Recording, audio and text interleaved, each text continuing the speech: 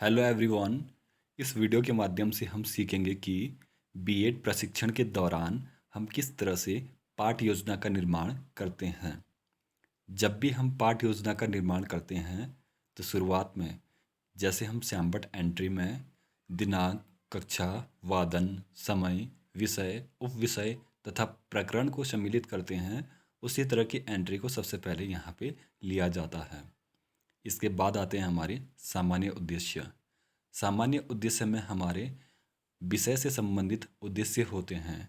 जैसे यहाँ पर हमने गणित विषय की पाठ्य योजना बनाई है, तो गणित विषय को पढ़ाने से विद्यार्थियों में हम क्या बदलाव की अपेक्षा रखते हैं, उन सभी उद्देश्यों को यहाँ पे लिया जाता है। तो गणित विषय के सामान्य उद्देश्य इस प्रकार हैं। नंबर 1, विद्यार्थियों में गणित विषय के प्रति रुचि एवं सूझबूझ उत्पन्न करना। नंबर 2, विद्यार्थियों में एकाग्रचित होकर गणित के अध्ययन करने की आदत डालना। नंबर 3, विद्यार्थियों को गणित के संप्रत्ययों, संकेतों, परिभाषाओं एवं सिद्धांतों के पदों का ज्ञान कराना। नंबर 4, विद्यार्थियों को दैनिक जीवन में गणितीय उपयोग से अवगत कराना। नंबर 5, विद्यार्थियों में सहयोग एवं सतत परिश्रम करने के सद्गुणों का विकास करना। नंबर 6, विद्यार्थियों में गणितीय विधियों जैसे संश्लेषण विधि, विश्लेषण विधि आदि का बोध कराना। नंबर 7, विद्यार्थियों में तर्क, विवेचन, निरीक्षण एवं निर्णय लेने की मानसिक क्षमताओं का विकास करना। इसके बाद हमारे विशिष्ट उद्देश्य आते हैं जो हमारे प्रकरण से संबंधित होते हैं। जैसा कि हमारा यहाँ प्रकरण है पूर्णांक, तो पूर्णांक को पढ़ाने के बाद विद्यार्थियों में क्या बदलाव आएंगे वो हमारे विशिष्ट उद्देश्य में आते हैं। इसके 3 प्रकार हैं। नंबर 1, ज्ञानात्मक उद्देश्य। इसमें विद्यार्थी पूर्णांकों का प्रत्यास्मरण कर सकेंगे, विद्यार्थी पूर्णांक के विषय से अवगत हो सकेंगे। नंबर 2, बोधात्मक उद्देश्य।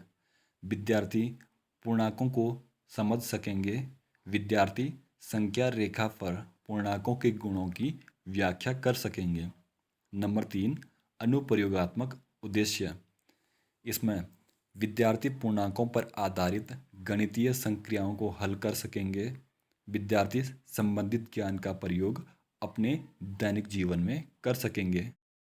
इसके बाद आता है हमारा विद्यार्थियों का पूर्व ज्ञान, यानी कि जो हम अब टॉपिक पढ़ाएंगे उस टॉपिक को जानने से पहले विद्यार्थियों को पहले से कौन सी चीज़ें पता होनी चाहिए, क्योंकि फिर बच्चे अपने उस पूर्व ज्ञान को नए ज्ञान के साथ ऐड करते हैं और फिर उसे अच्छे से समझ सकते हैं।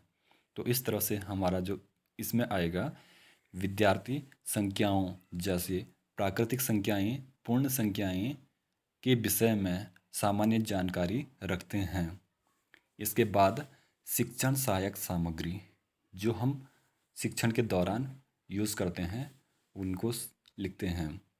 इसमें आएगा सामान्यतः कक्षोपकरण, डस्टर, चौक, श्यामपट्ट तथा संकेतक एवं विषय वस्तु पर आधारित पाठ्य पुस्तक, चार्ट तथा मॉडल इत्यादि।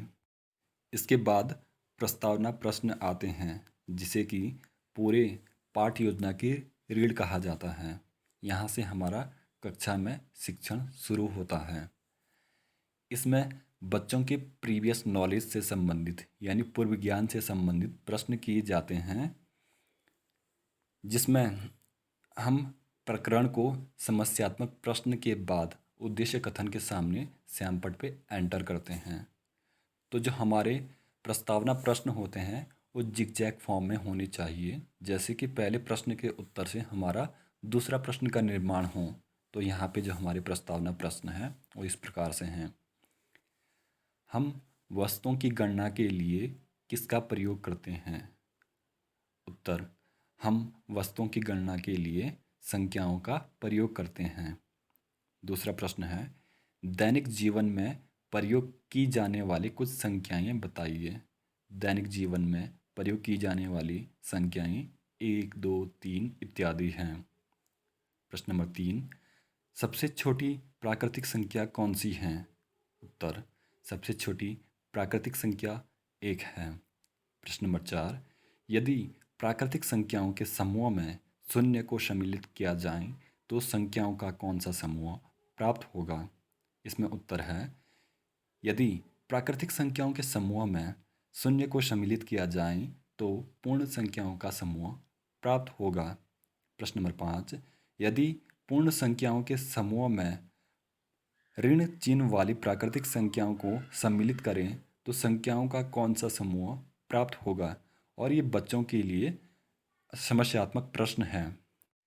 इसके बाद हम अपने उद्देश्य कथन को प्रस्तुत करते हैं कि विद्यार्थियों, आज हम पूर्णांक के विषय में विस्तार पूर्वक अध्ययन करेंगे। इसके बाद आता है हमारा प्रस्तुतिकरण। प्रस्तुतिकरण में संपूर्ण शिक्षण प्रक्रिया होती है। इसमें 6 कॉलम होते हैं। क्रम संख्या, शिक्षण बिंदु, छात्र अध्यापक क्रियाएं, विद्यार्थी अनुक्रिया, शिक्षण विधि तथा मूल्यांकन। इसमें जैसा हमारा पहला शिक्षण बिंदु है पूर्णांक, तो हम इससे संबंधित विकासात्मक प्रश्न विद्यार्थियों से करते हैं और विद्यार्थी उसमें अपनी अनुक्रिया देते हैं। तो जैसा पहला प्रश्न है, श्यामपट्ट पर प्लस चिन्ह बनाते हुए यह कौन सा चिन्ह है?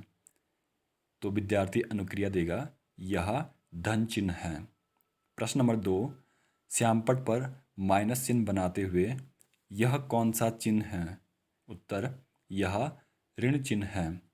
प्रश्न नंबर 3, धन तथा ऋण चिन्ह से बनी पूर्ण संख्याओं के समूह को क्या कहते हैं? तो इसमें जो विद्यार्थी की अनुक्रिया है वो अस्पष्ट उत्तर है, यानी कि विद्यार्थी इसका उत्तर सही तरीके से नहीं दे पा रहा है। तो इस तरह से जो यहाँ पे हमने विधि यूज़ की है वह है हमारी प्रश्नोत्तर विधि। इसके बाद छात्र अध्यापक इसको समझाएगा। पूर्ण संख्याओं के समूह के साथ ऋण चिन्ह वाली प्राकृतिक संख्याओं को सम्मिलित करने पर प्राप्त होने वाली संख्याओं के समूह को पूर्णांक कहते हैं। जैसे -2, -1, 0, 1, 2, 3 इत्यादि। इस दौरान जो विद्यार्थी की अनुक्रिया होगी उसमें विद्यार्थी ध्यानपूर्वक सुनेंगे और कक्षा कक्ष में आप जो अन्य क्रियाएं करा रहे हैं उनमें वे भाग लेंगे। और इस तरह से ये हमारी स्पष्टीकरण विधि है। और क्योंकि हमारा पहला शिक्षण बिंदु समाप्त हो गया है तो इसके बाद हम बच्चों को जांचने के लिए एक मूल्यांकन प्रश्न करते हैं। जैसे कि प्रश्न है, पूर्णांक किसे कहते हैं? इसमें विद्यार्थी अपना उत्तर देगा और उसके बाद हम अपने दूसरे शिक्षण बिंदु की ओर बढ़ेंगे। दूसरा शिक्षण बिंदु है पूर्णांकों के प्रकार। इसमें भी पहले की तरह पहले विकासात्मक प्रश्न किए जाएंगे। इसमें पहला प्रश्न है, श्यामपट्ट पर संख्या रेखा बनाते हुए शून्य के दाईं ओर की संख्याएं किस चिन्ह वाली हैं? तो इसमें विद्यार्थी अनुक्रिया देगा, शून्य के दाईं ओर धनात्मक संख्याएं हैं। और यहाँ पे हमारी आगमन विधि है। इसके साथ ही यह प्रश्नोत्तर विधि भी है हमारी। इसके बाद दूसरा प्रश्न है, शून्य के बाईं ओर किस चिन्ह वाली संख्याएं हैं? उत्तर, शून्य के बाईं ओर ऋणात्मक संख्याएं हैं। प्रश्न नंबर 3, पूर्णांक कितने प्रकार के होते हैं? इसमें विद्यार्थी अस्पष्ट उत्तर देगा, तो फिर इसका स्पष्टीकरण छात्र अध्यापक के द्वारा किया जाएगा कि पूर्णांक 2 तरह के होते हैं। शून्य के बाईं ओर के पूर्णांकों को ऋणात्मक पूर्णांक कहते हैं तथा शून्य के दाईं ओर के पूर्णांकों को धनात्मक पूर्णांक कहते हैं। तो इसमें विद्यार्थी की जो अनुक्रिया होगी इस दौरान वो उसको ध्यानपूर्वक सुनेंगे और कक्षा कक्ष की जो अन्य क्रियाएं हैं उनमें भाग लेगा। जैसे कि आपने श्यामपट्ट पर हमारा जो नंबर लाइन है उस पर बता दिया कि यह कौन सा पूर्णांक है, तो विद्यार्थी जवाब देगा कि यह धनात्मक है कि ऋणात्मक है। इसमें हमारी जो विधि यूज हो रही है स्पष्टीकरण विधि है। और यहाँ पे हम एक श्यामपट्ट के माध्यम से या चार्ट के माध्यम से हम बच्चों को दिखा रहे हैं, तो यहाँ पे हमारा मिनिएचर आएगा। इसमें भी फिर हम एक मूल्यांकन प्रश्न करते हैं। जैसा कि लिखा है कि प्रश्न 4 कौन सा पूर्णांक है? तो इसमें विद्यार्थी अपना जवाब देगा। इसके बाद हमारा तीसरा शिक्षण बिंदु आएगा। संख्या रेखा पर पूर्णांकों के गुण। इसमें भी पहले की भांति विकासात्मक प्रश्न किए जाएंगे। जैसे पहला प्रश्न है, +3 कौन सा पूर्णांक है? उत्तर, +3 धनात्मक पूर्णांक है। प्रश्न 2, -5 कौन सा पूर्णांक है? उत्तर, -5 ऋणात्मक पूर्णांक है। प्रश्न 3, धनात्मक पूर्णांक +3 और ऋणात्मक पूर्णांक -5 को जोड़ने पर संख्या रेखा के किस पक्ष में होगा? इसमें विद्यार्थी अस्पष्ट उत्तर देगा और यहाँ पे जो हमारी विधि यूज हो रही है वह है आगमन विधि। इसके बाद छात्र अध्यापक कथन आएगा। जब किन्हीं दो पूर्णांकों को जोड़ते या घटाते हैं तो वे संख्या रेखा पर इस प्रकार होंगे।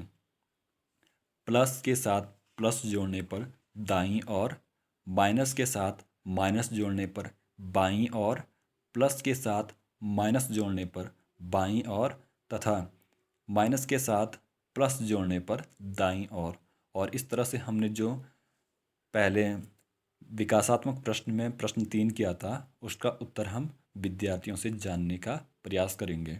और यहाँ पे हमारी जो विधि यूज़ हो रही है वह है निगमन विधि और अंत में एक मूल्यांकन प्रश्न पूछा जाएगा।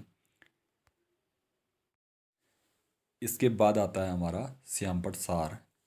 इसमें शिक्षण प्रक्रिया के दौरान छात्र अध्यापक विद्यार्थियों को जो भी चीज़ें श्यामपट्ट के माध्यम से बताते हैं उन सभी को एक छोटे से मिनिएचर में, जो कि हमारे ब्लैक बोर्ड की ही तरह ब्लैक फॉर्मेट में आता है, उन पर लिखकर यहाँ पर चिपकाया जाता है।